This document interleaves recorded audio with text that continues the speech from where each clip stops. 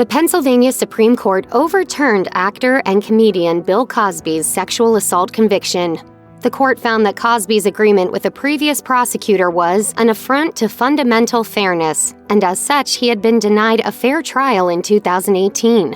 As a result, Cosby was released from prison on Wednesday afternoon after serving a bit over 2 years of his 3 to 10-year sentence in a maximum security prison outside of Philadelphia. His publicist, Andrew Wyatt, picked him up and drove him to his Pennsylvania home via ABC News. Wyatt said, "What we saw today was justice for all Americans." Jennifer Bongine, an appellate attorney for Cosby, said, "He served 3 years of an unjust sentence. He did it with dignity, principle, and he was a mentor to other inmates. He was really, as I say, doing the time. The time was not doing him."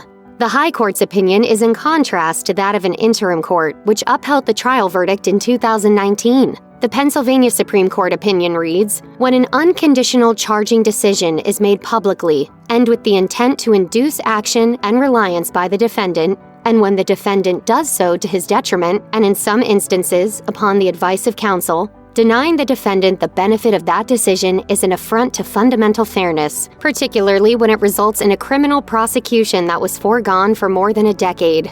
Many critics and influencers voiced their anger at the decision on social media. Former Congresswoman Katie Hill tweeted, "On today's episode of How the Justice System Fails Victims, Bill Cosby is released on a technicality." Writer Wajahat Ali wrote, "When you're a star, they let you do it.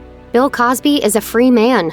The rich and powerful play by their own rules." Businesswoman Shannon Coulter pointed out why the decision was painful for sexual assault survivors. Attaching a USA Today article listing Cosby accusers, Coulter wrote, "Here are the 60 women who came forward with accusations against Bill Cosby. I never want to hear the question, why didn't she come forward again in my life?" Meanwhile, Cosby's former co-star and Howard University's dean, Felicia Rashad, voiced her happiness on Twitter. She wrote, "Finally, a terrible wrong is being righted. A miscarriage of justice is corrected." The post garnered intense backlash, and Rashad quickly restricted commenting on the tweet.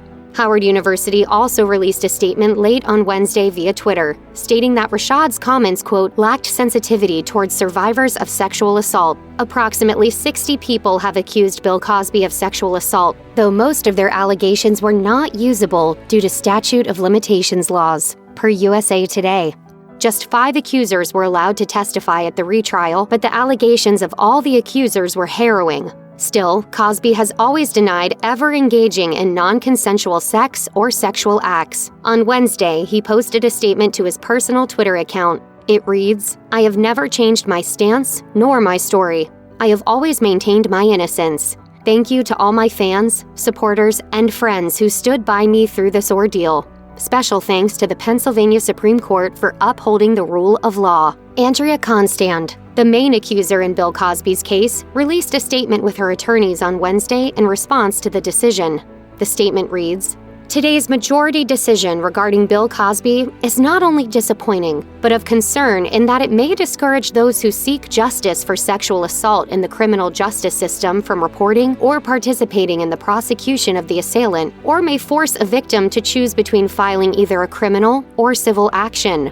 The Pennsylvania Supreme Court judges wrote in a 79-page opinion that Bill Cosby should never have been charged in the case. They said that there was a vast violation of Cosby's due process rights when he was criminally charged and convicted because a previous prosecutor declined to prosecute him in order to persuade him to sit for a civil deposition instead.